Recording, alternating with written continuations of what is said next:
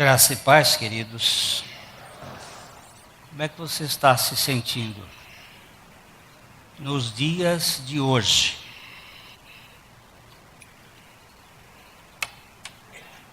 Falando sério, como é que você está percebendo o tempo que você está vivendo?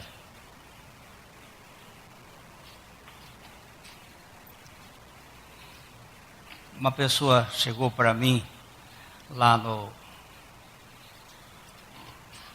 academia e me perguntou assim: você não acha que tem uma áurea sobre o mundo? Eu digo: não, tem uma arapuca.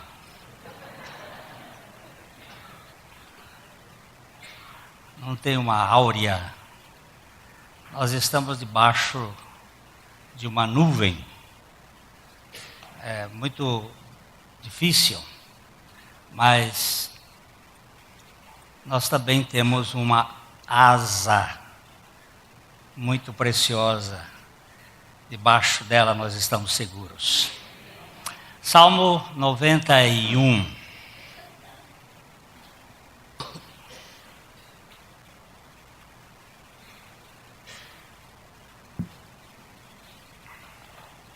Salmo 91, 1, 2 e 3.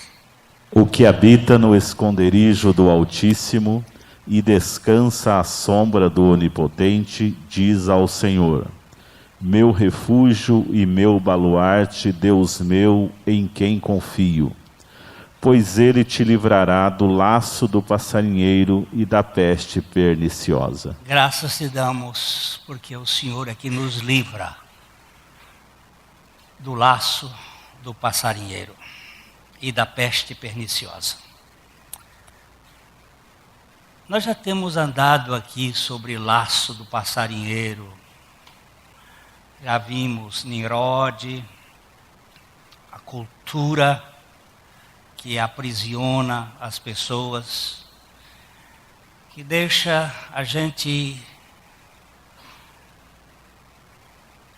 amarrado ou algemado com algemas invisíveis. Nessa cultura, ora do medo, da ansiedade, do mérito. Você tem que ser o melhor. Não o melhor para a glória de Deus, porque nesse caso você será liberto, mas o melhor para se expor dentro de um mundo de concorrência. E esse laço do passarinheiro é uma arapuca que mantém as pessoas sob custódia. Você critica uma pessoa? Sério? É que você se coloca numa posição de juiz para achar que aquela pessoa... Você sabe a história daquela pessoa? Você já pensou o que está por trás daquela história? Por que ela é do jeito que é?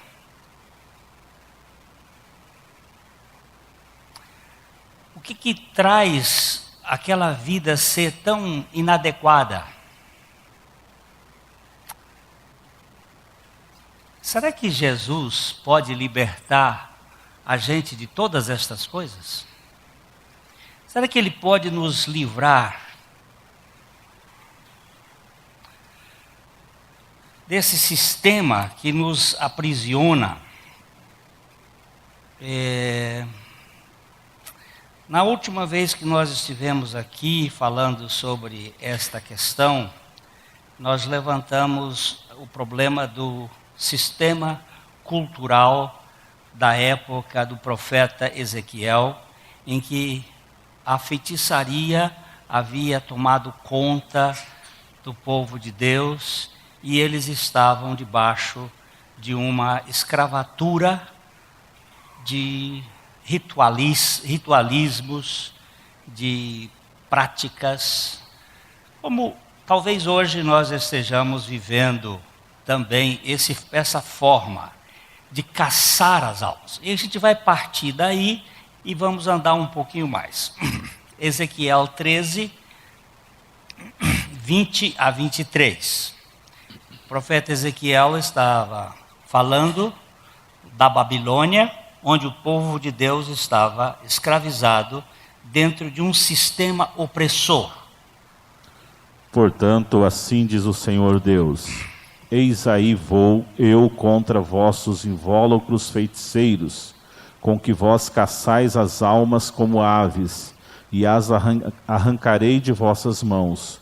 Soltarei livres como aves as almas que prendestes. Preste bem atenção, isto aqui é muito parecido com o sistema religioso que nós vivemos hoje, com sal que a pessoa precisa colocar na casa. Eu tenho uma moça que ouviu o evangelho lá no Rio Grande do Sul, ela agora está colocando sal para purificação na porta da casa dela, porque ela entrou nesse processo de que você tem que fazer alguma coisa para poder merecer. São as orações que as pessoas fazem, levando o saco nas costas, subindo um morro, e ali ele vai ser atendido por causa do seu esforço.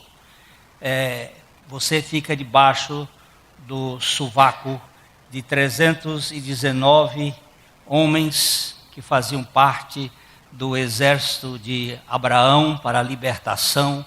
Então você passa debaixo deles e você vai ser liberto. Toda essa cultura era aquela cultura de lá.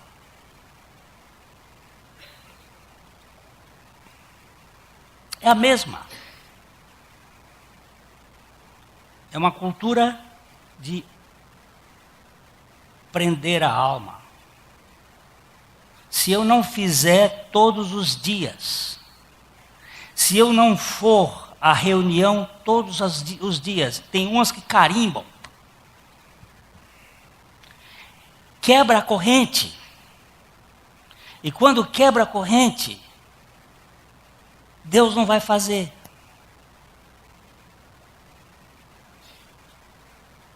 Isso entra na sua porta, na sua casa, pela janela da televisão, todo dia. Se você não for aquele que desempenha, então Deus não se compromete a fazer em sua vida o que Ele prometeu. A promessa de Deus está dependente da sua obediência. Não é a sua obediência que está dependente da palavra de Deus. E aí nós invertemos os papéis. E veja bem que ele diz que esses invólucros feiticeiros com que se caçam as almas. Eu quero que vocês guardem bem essa questão. Feitiçaria não é obra do diabo. Feitiçaria é obra da carne. O apóstolo Paulo disse isso no capítulo 5 de Gálatas. As obras da carne são, e entre elas ele cita a feitiçaria, que é os poderes latentes da alma, os poderes da mente, telepatia, clarevidência, hiperestesia, radiestesia e todas estas coisas que são do homem e que impressionam e que aprisionam as pessoas com estes poderes. E você fica dependente de pessoas e não dependente do Senhor. Você fica escravo de gurus, de homens que têm o poder de manejar as forças divinas. E aí ele encabresta e as pessoas ficam dependentes e vão lá e para aqui, para lá. Em todos os sistemas religiosos tem isso. E Deus está dizendo que Ele quer livrar esse povo dele e soltar como a alma que foi presa. Versículo 21. Também rasgarei os vossos véus e livrarei o meu povo das vossas mãos, e nunca mais estará ao vosso alcance para ser caçado. E sabereis que eu sou o Senhor. A cultura babilônica é uma cultura de véus, de coberturas, porque ela está preocupada com aparência. Desde que eles saíram de lá da Babilônia, nunca mais eles tiraram o quipá na cabeça. E as mulheres usando véus.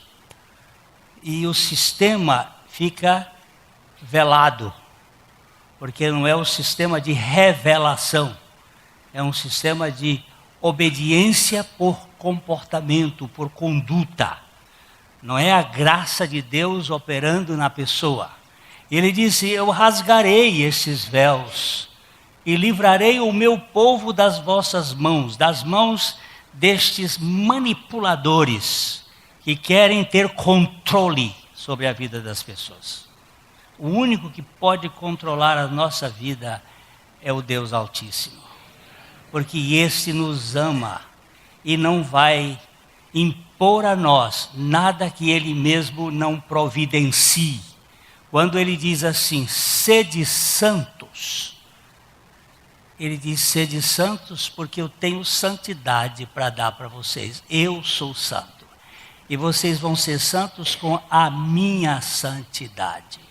Não é com a santidade de vocês produzida a cheiro de CC.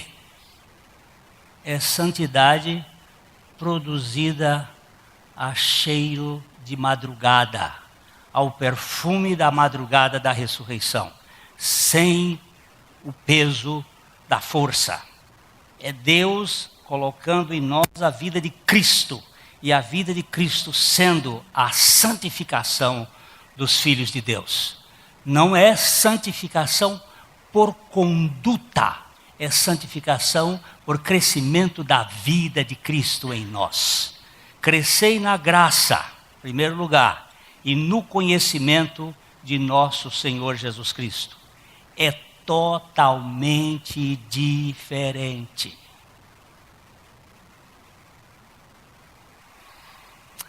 Visto que com falsidade... Verso 22. Visto que?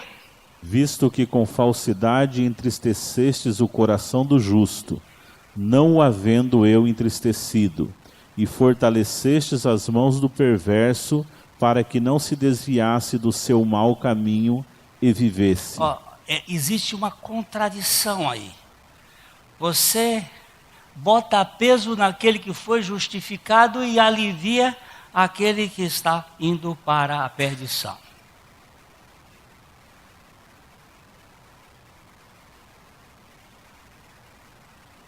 Você não percebe que isso aí está errado? Esse comportamento aí é um comportamento adoecedor, escravizante, que pesa, que dói.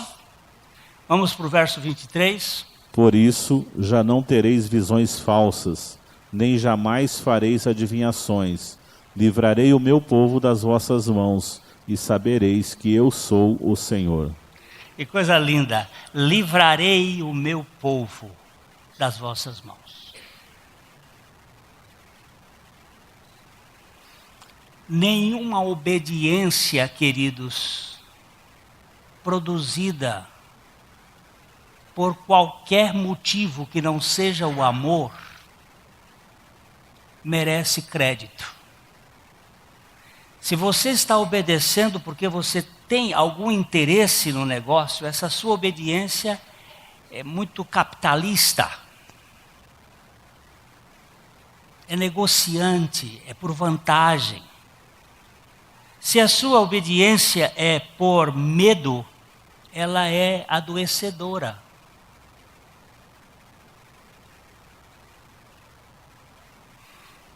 O professor Lippmann, ele nos ensinava na universidade uma coisa, que educar é saber frustrar.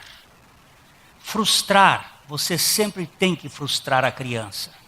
Mas saber frustrar é o processo da educação. E A frustração melhor é por amor e firmeza. Amor e firmeza. Firmeza não é despotismo, mas é a posição de segurança para que a criança saiba o que escolher. Todo sistema que você coloca medo não traz alegria. A Bíblia diz que no amor não existe medo, antes o amor lança fora todo medo. E aquele que tem medo não pode ser aperfeiçoado no amor. A obra de Deus é uma obra de dentro para fora. Então, esse é o pano de fundo da cultura que está nos aprisionando. E foi para a liberdade que Cristo nos libertou. Permanecei, pois, na liberdade e não vos submetais de novo a um jugo de escravidão. Paulo estava falando ali em Gálatas capítulo 5, verso 1. Pode dar uma olhada em Gálatas 5, 1 para a gente... Para a liberdade foi que Cristo nos libertou. Permanecei, pois, firmes e não vos submetais de novo a jugo de escravidão. Para a liberdade. Liberdade condicional não é liberdade. Liberdade provisória não é liberdade. Liberdade só é liberdade quando todas as coisas me são lícitas. Mas eu fiquei livre de tal maneira que nem todas me convêm. Todas as coisas me são lícitas, mas na liberdade foi tão categórica que eu escolho aquelas que edificam pela superior operação da graça de Deus em mim.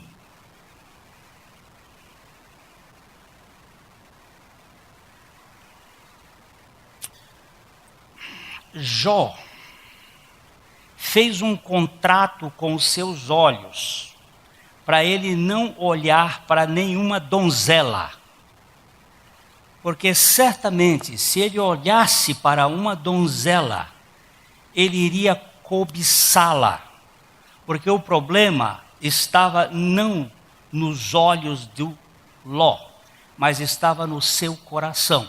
Porque é do coração que procedem os maus pensamentos. E Jó não conhecia Deus, ainda que tivesse um comportamento ilibado, a ponto do próprio Deus dizer que Jó não tinha semelhante na terra. Não havia ninguém igual a ele. Mas o Jó, no final das contas, ele se diz um agnóstico de Deus. Ele disse: eu só te conhecia de ouvir falar. Eu não te conhecia de fato. É ele quem diz isto. Entretanto, era um homem justo, temente a Deus e que se desviava do mal. Graças a Deus que Satanás foi usado para trabalhar na vida de Jó. Deus chamou Satanás e colocou Satanás na vida de Jó para fazer uma obra maravilhosa no propósito da salvação. Porque Deus usa quem quer, quando quer, da maneira que Ele quer. E quando Ele quer salvar uma pessoa, não existe possibilidade dessa pessoa resistir à sua graça irresistível. Não existe possibilidade. Aqui na cidade de Londrina, no Hospital do Câncer, um senhor recebendo a palavra do Evangelho dado por um dos irmãos nossos aqui, este homem disse para ele: eu não quero ouvir este Evangelho, você não precisa gastar tempo comigo.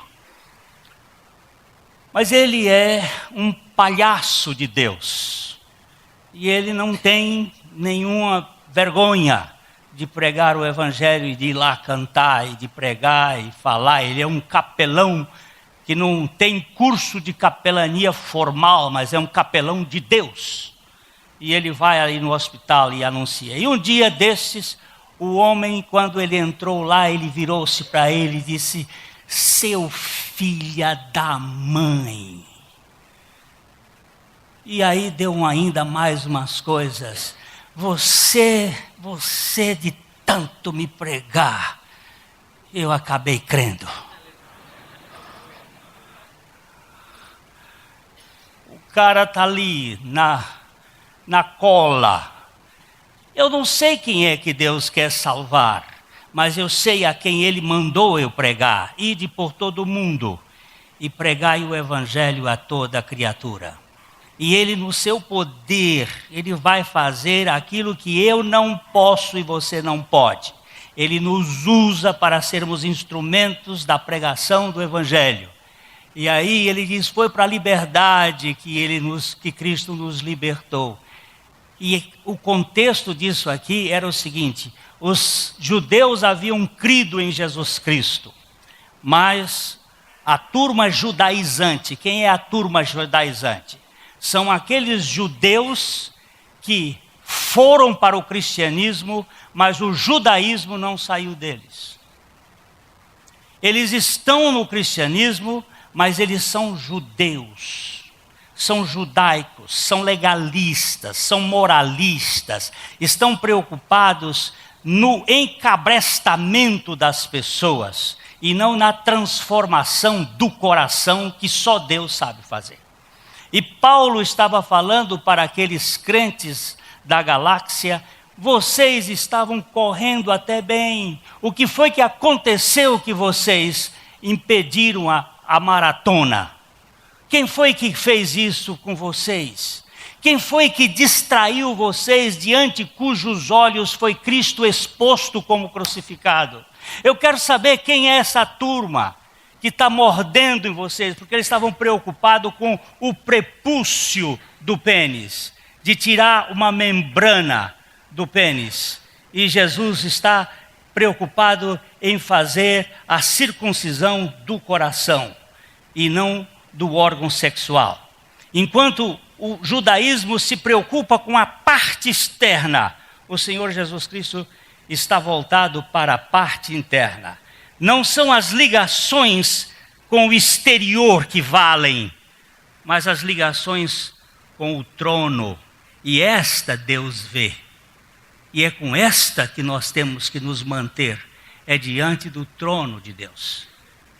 E só podemos permanecer diante do trono de Deus por causa de Jesus Cristo, que nos libertou da prisão do pecado. Queridos, ele estava dizendo: como é que vocês estavam libertos e agora não permanecei, pois, firmes, e não vos submetais de novo a nenhum jugo, a nenhuma canga que escravize você. Eu gosto de estar no meio dos irmãos. E venho para a igreja, já fiz todas as minhas contas. Foi por educação dos meus pais que me ensinaram a ir à igreja. Por isso eu deixei de ir há algum tempo. Foi pelo dever de ser pastor.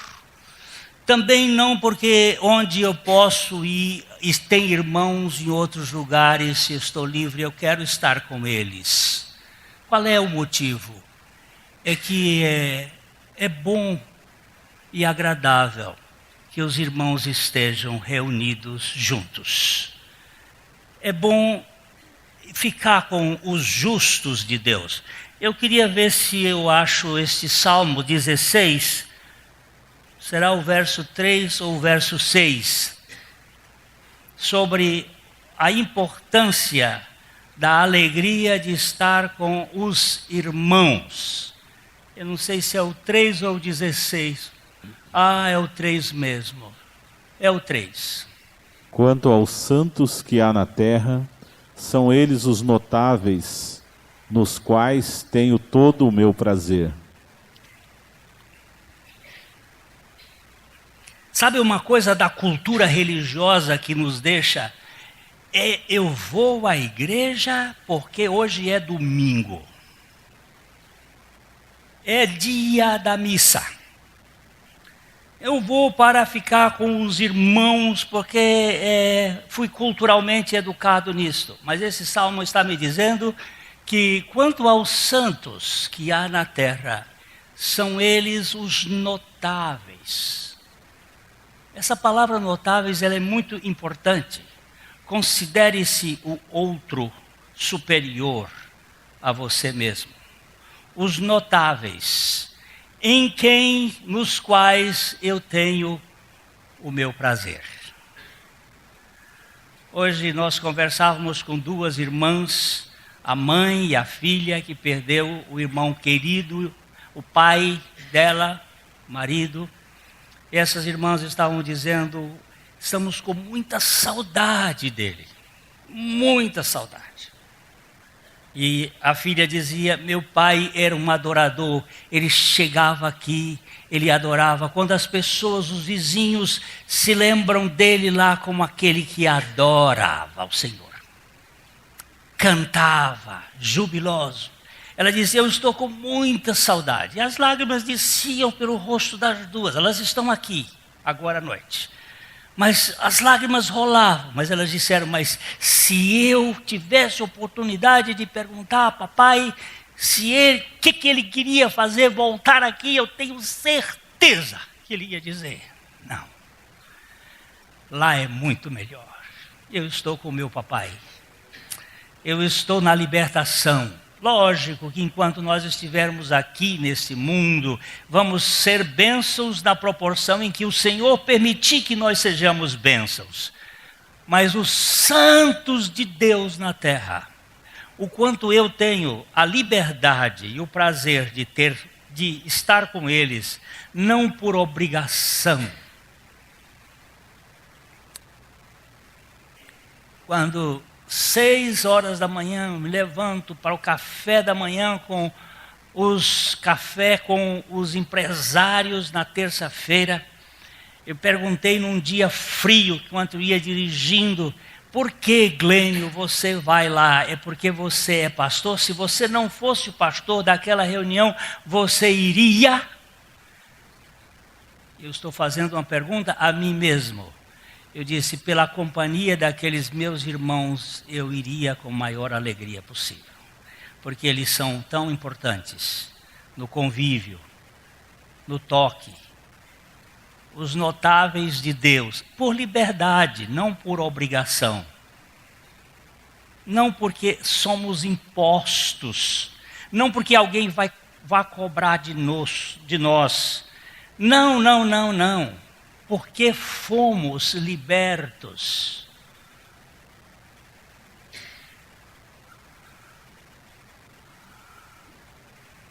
Minha filha outro dia disse, papai, você só corre de um lado para o outro.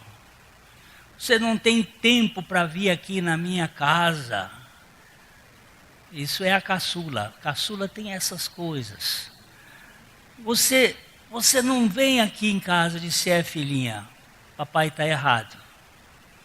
Estou tão ocupado com tantas coisas, eu preciso tirar um pouco deste peso da obrigação para poder estar com você um pouquinho mais. Aqui na terra nós temos que celebrar com os nossos irmãos. Eu sei que muita gente acha bobagem isto, o que eu estou dizendo, mas eu considero isso importante. Eu preciso ser liberto desses preconceitos culturais que envolvem a sociedade. O que é importante de fato neste mundo? O que são as coisas que perduram para sempre?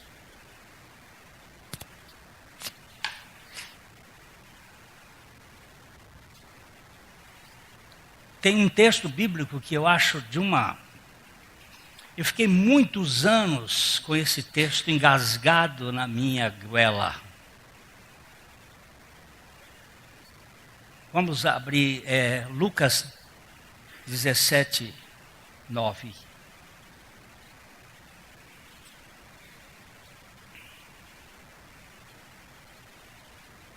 Porventura terá de agradecer ao servo, porque Não, volta, é 6, acho que é 6, por favor. Respondeu-lhes o Senhor: Granjeai amigos com as riquezas da iniquidade, para que quando estas vos faltarem, é 16, não é? 16. Granjeai amigos com as riquezas da iniquidade. Ele não fazia parte do script da mensagem e agora veio, mas... E eu vos recomendo, das riquezas de origem iníqua, fazei amigos, para que quando aquelas vos faltarem, esses amigos vos recebam nos tabernáculos eternos. Que texto! Que texto mais esquisito! Olha só. Eu vos recomendo, Jesus está falando. Preste atenção. Jesus está falando para os seus discípulos. Só quem escuta isso é discípulo de Jesus. Quem não é discípulo de Jesus não escuta, nem faz caso. Eu vos recomendo, das riquezas de origem iníqua, fazei amigos. Riquezas de origem iníqua. O que é riqueza de origem iníqua?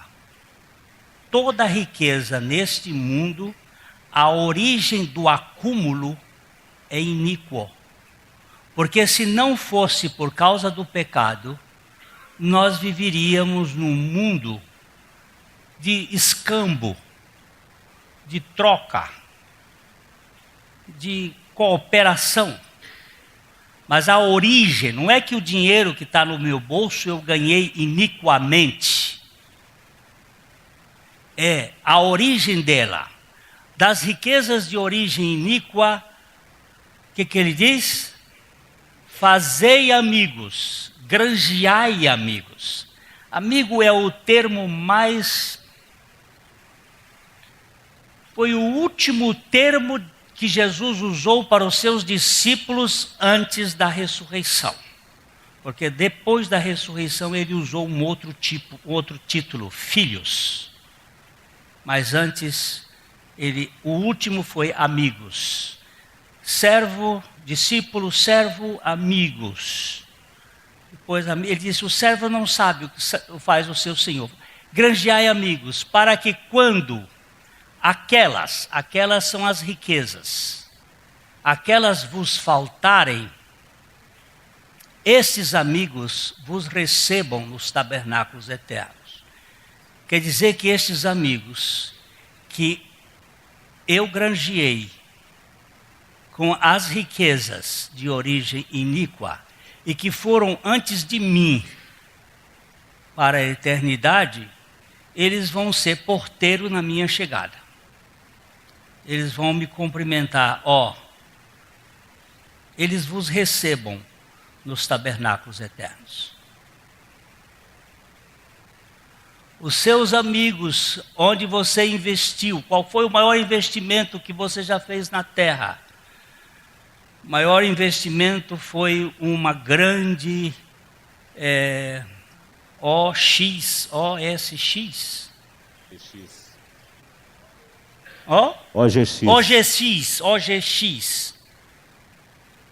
A OGX. Milhões e milhões e milhões que estão nos laranjas internacionais. E uma alma vale quanto? Deixa eu ler o Watchman Nee. Esse está no script.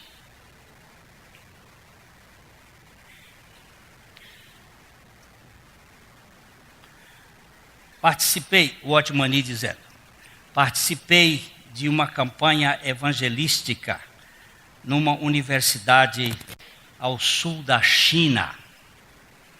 Encontrei um velho amigo, colega de escola, Ele havia estudado nos Estados Unidos por um tempo e foi trabalhar na universidade como professor de psicologia. Contou-me que havia chegado a uma conclusão quanto à vida cristã e tinha o hábito de dizer aos seus alunos que era possível explicar as tão aclamadas conversões num ambiente puramente psicológico, que aquilo não passava de uma impressão psicológica. Antes da campanha começar, eu fiz uma visita a ele e compartilhei acerca de Cristo. Ele me ouviu por um tempo e então, sorrindo gentilmente, disse: não é boa a ideia de você pregar para mim. Eu não creio que Deus exista. Mesmo assim, mesmo não acreditando em Deus, apenas ore. Precipitei-me a dizer: você descobrirá algo. Orar? Disse ele rindo. Eu? Nem mesmo acredito em Deus. Como seria possível? Exclamou. Prossegui. Mesmo que não consiga encontrar uma escada até Deus, isso não muda o fato dele ter descido para encontrar-se com você. Portanto, você precisa orar. Coisa mais absurda. Ele riu novamente, mas continuei insistindo para que orasse. Eu tenho uma oração que você consegue fazer. Expliquei. Diga: Deus, se não existir Deus algum, minha oração será inútil e terei orado em vão. Se, porém, houver um Deus, então que, de alguma forma, eu possa encontrá-lo. Mas replicou ele: qual é a ligação desse Deus hipotético com Jesus Cristo? Onde o cristianismo entra nisso tudo? Aconselhei que acrescentasse uma frase em sua oração, na qual pedisse a Deus que também lhe revelasse isso. Reafirmei que não estava pedindo que admitisse a existência de um Deus, nem pedi que admitisse nada.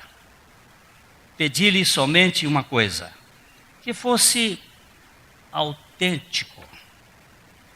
Seu coração deveria estar em sua oração. Não deveria ser uma mera repetição de palavras. Eu não tinha certeza se havia conseguido algum resultado. Antes de ir, deixei uma Bíblia com ele. No dia seguinte, ao final da primeira reunião da minha campanha, pedi a todos que haviam sido salvos pela graça de Deus em Cristo que se levantassem. O primeiro a se levantar foi aquele catedrático. Mais tarde fui a ele e perguntei: aconteceu alguma coisa? Ele disse: muitas. Agora eu sou salvo. Mas como aconteceu isso? Perguntei.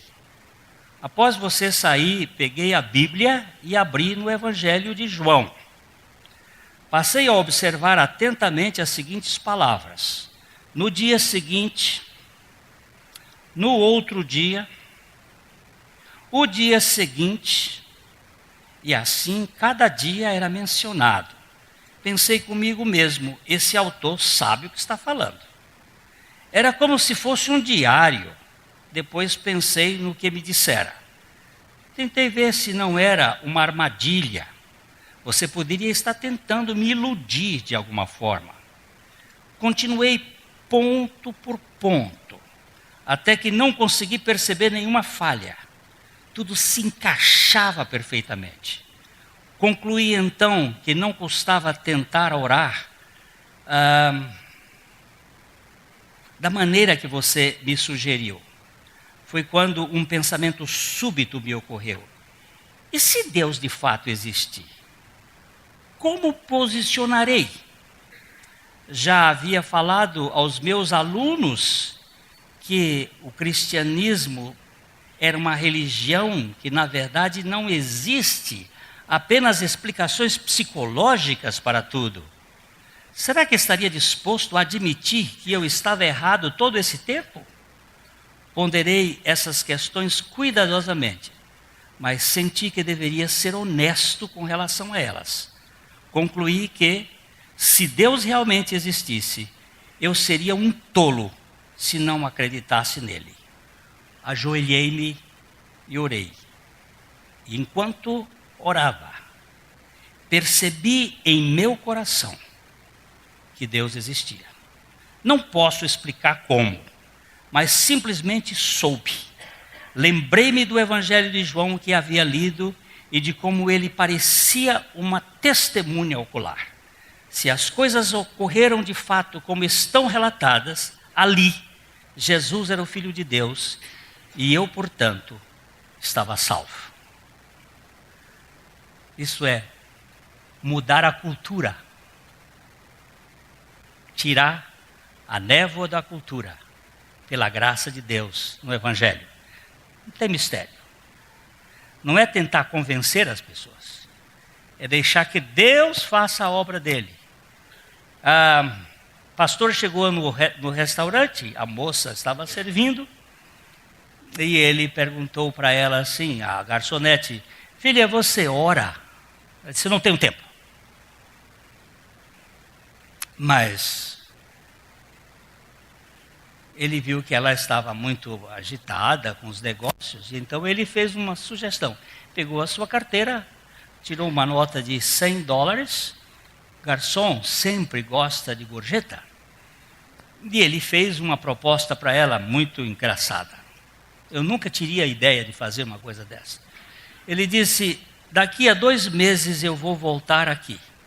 Eu vou te dar essa nota de $100 se você me prometer que vai fazer uma oração. Ela disse: mas eu não tenho tempo. Ele disse: mas a minha oração é muito pequena. Se você prometer, ela disse: olha, quando eu prometo eu cumpro. Ele disse: então, ótimo. E qual é a oração? Lord, save me. Senhor, salva-me. Você pode fazer isso quando você estiver colocando o batom nos seus lábios, ou penteando o seu cabelo, ou escovando os dentes. Você pode fazer isso de uma maneira muito frugal.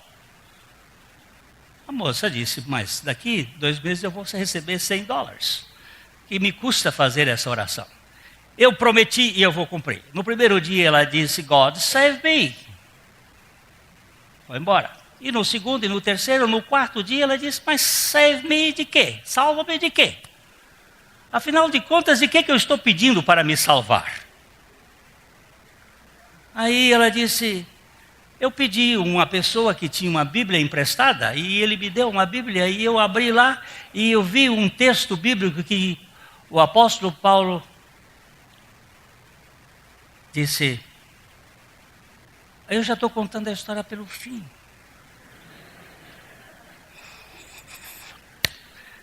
E quando ele voltou à cidade, ele veio procurar a moça, e aí ele disse: ela não está mais aqui, ela está morando a umas quadras. Ele foi lá e ele perguntou: e aí, o que aconteceu com você? Ele disse: a oração funcionou, já não preciso mais dos $100. E ele disse: como aconteceu? Ele disse: foi aí que ele disse: eu achei uma Bíblia aí. Então eu comecei a ler e eu encontrei o apóstolo Paulo que disse assim: Cristo Jesus veio ao mundo salvar os pecadores, dos quais eu sou o principal. Aí ela disse: eu já sei que é salvar os pecadores. E o apóstolo Paulo disse que ele é o principal.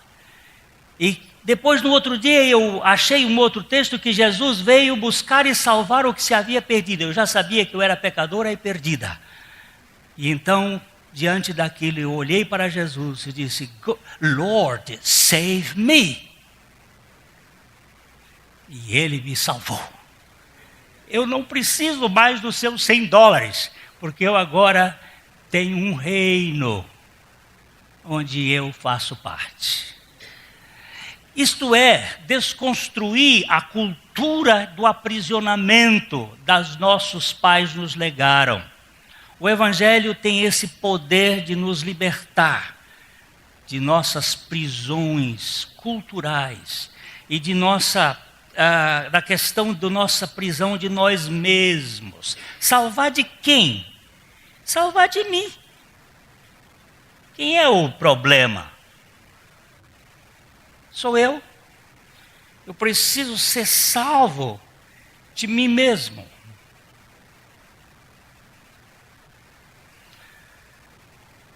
Dos meus preconceitos, dos meus traumas, da minha rabugice, das manias. Será que Deus tem o poder de nos libertar realmente de todo o laço do passarinheiro? Vamos ver Amós 5, 3. Perdão, 3, 5. 5 e 6.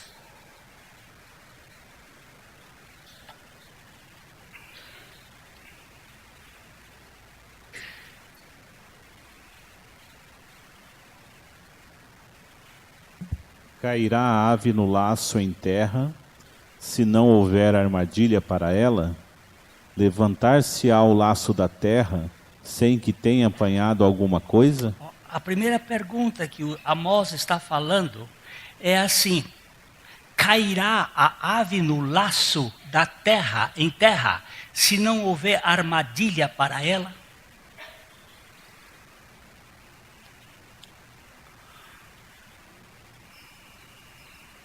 Deixe-me ler um pedacinho mais e aí eu termino hoje. Esse livro, chamado Deus é o Evangelho. Deus é o Evangelho, de John Piper, um pregador americano muito precioso. Ele tem um parágrafo aqui que me chamou muito a atenção. Uma triste realidade é que nossa cultura e as nossas igrejas estão permeadas por uma visão de amor radicalmente centralizado no homem.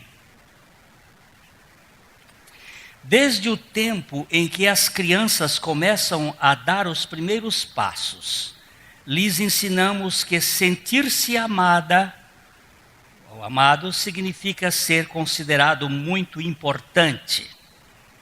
Temos construído todas as nossas filosofias de educação ao redor deste ponto de vista sobre o amor. Currículos, habilidades paternais, estratégias de motivação, modelos terapêuticos e técnicas de negociação. A maioria das pessoas modernas dificilmente pode imaginar uma compreensão alternativa de sentir-se amado, exceto a sentir-se importante. Se você não me trata como alguém importante, não está me amando.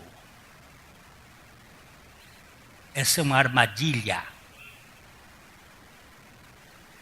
Contudo, quando aplicamos a Deus essa definição de amor, ela enfraquece a dignidade dele, minimizando sua bondade e nos priva de nossa satisfação final.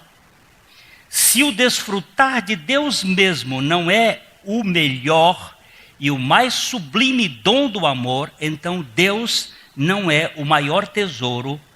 O fato de ele ter se dado a si mesmo não é a mais elevada expressão de misericórdia. O Evangelho não é as boas novas de que pecadores podem desfrutar do seu Criador. Cristo não sofreu para nos trazer de volta a Deus. A nossa alma precisa buscar algo além dele para encontrar satisfação. O que é mais importante do que Deus nesse mundo, meu irmão? É uma armadilha quando alguém me louva para dar valor ao que eu faço. o Senhor Jesus Cristo me diz que depois que eu fizer tudo, e que fizer bem feito, eu devo considerar-me um servo inútil por ter feito apenas o que deveria ter sido feito. Agora, meu querido irmão, entre Marta e Maria, Maria estava numa posição que nós hoje chamaríamos de uma posição de ociosa, preguiçosa, aos pés de Jesus. Entretanto, Jesus disse para Marta que ela estava ansiosa e não ociosa, e que Maria havia escolhido a boa parte. O que é a boa parte? É o próprio tesouro. Qual é o próprio tesouro? É a bênção de Deus, ou como disse alguém, o Deus da bênção? Uma armadilha que prende a alma da gente é o quanto nós somos importantes para este mundo e não o quanto Jesus Cristo fez para nos alcançar pela sua graça.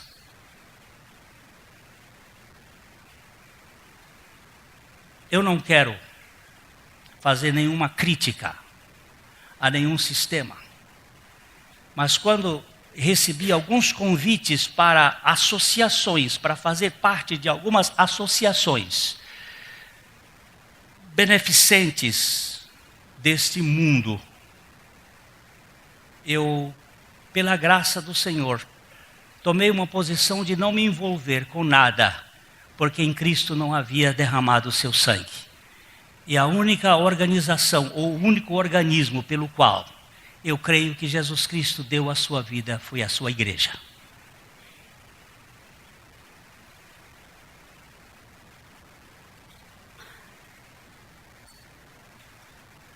Não me envolvo, não porque não seja boa a organização, mas porque o preço de redenção é feito por aquele que deu tudo, porque não vale nada. Queridos, o assunto é sério e eu preciso ser livre do laço do passarinheiro, que tenta me cooptar. Eu queria ainda deixar o Salmo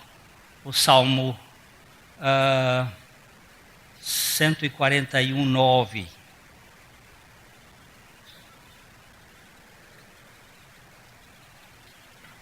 Antes do Salmo 141:9, eu estou fazendo a oração de Jacó. Jacó havia passado o irmão para trás e o irmão vinha se encontrar com ele. Ele sabia que aquele encontro era bem perigoso. Quando ele percebeu que o encontro ia dar problemas, ele fez uma estratégia para encontrar o irmão. Ele dividiu os filhos e as mulheres em grupo e fez uma espécie de estratégia de guerra. Foi colocando na frente as crianças para ver se quebrava o coração de Esaú. Mas ele fez uma oração que eu gosto muito dela. Ela disse: Senhor, livra-me do meu irmão. E essa oração eu tenho feito: Senhor, livra-me de eu viver escravo do meu irmão, tanto da sua crítica como dos seus elogios. Livra-me do meu irmão. Eu não estou pedindo do inimigo, porque ele já sabe como fazer. Eu estou pedindo: livra-me do meu irmão. Eu não quero viver numa gaiola sem poder cantar nos dias de trovão. Quando estava trovejando essa semana passada, minha esposa, nós estávamos conversando, eu disse: procura ver se tem algum passarinho cantando. Eles estão todos em silêncio. Só existe um passarinho que canta no dia de trovão. É o roxinol. Esse não tem medo de trovão.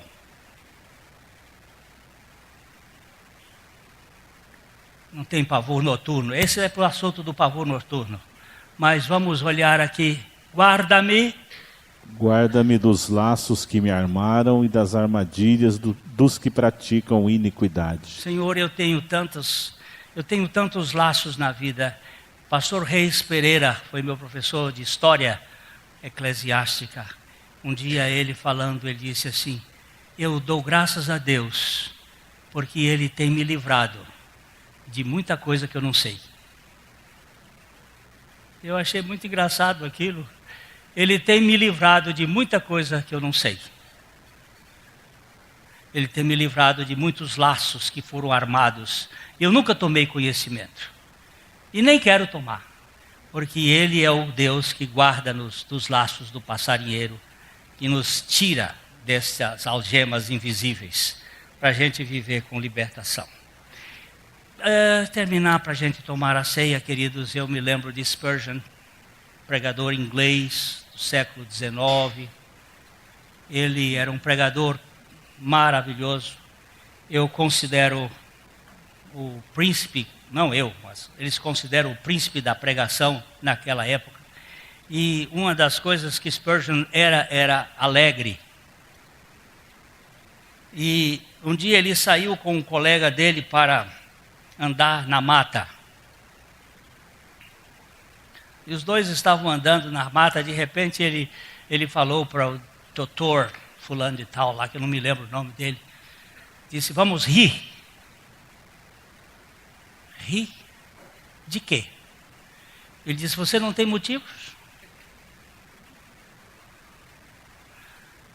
Ele disse: mas qual a causa? Ele disse: a redenção não é uma causa. Você foi liberto das prisões do inferno. Você foi liberto. Vamos rir? Aí ele disse: agora eu vejo motivo. Ele diz: por isso que Paulo disse: alegrai-vos sempre no Senhor. Outra vez digo: alegrai-vos. E os dois patetas ficaram por 15 minutos dando gaitadas dentro da mata. O doutor que escreve, eu não me lembro o nome dele, se é Langer, qualquer coisa assim, ele diz assim: foi os momentos mais gloriosos que eu já tive na minha vida, quando nós ríamos das grandezas da misericórdia do Senhor por nos ter libertado da escravatura, da prisão, do laço do passarinheiro. Vamos rir? Ou você não tem motivo para rir? Não, eu sou um mal-humorado de carteirinha. Eu vivo debaixo da luta de não ser amado. Eu quero ser importante. Pois é, o Dr. John Pipe está nos dizendo uma coisa muito preciosa. Entre o ser importante e o ser amado, eu quero ser amado sem ser importante. Porque o amor cobre multidões de pecados. Esse momento é um momento de lembrança, é um momento para nós olharmos aquele que teve a misericórdia de vir buscar a gente. Lembre-se da palavra do Watchman com o doutor da psicologia. A mensagem que você acabou de assistir faz parte do Ministério de Comunicação Palavra da Cruz. Temos um grande acervo de estudos bíblicos em áudio e vídeo. Distribuímos também gratuitamente o jornal mensal Palavra da Cruz. Entre em contato conosco pelo fone 0 operadora 43 3372 8900 ou pelo e-mail livraria@piblondrina.com.br. Visite-nos pelo site www.livrariapiblondrina.com.br ou acesse www.piblondrina.com.br. Graça e paz.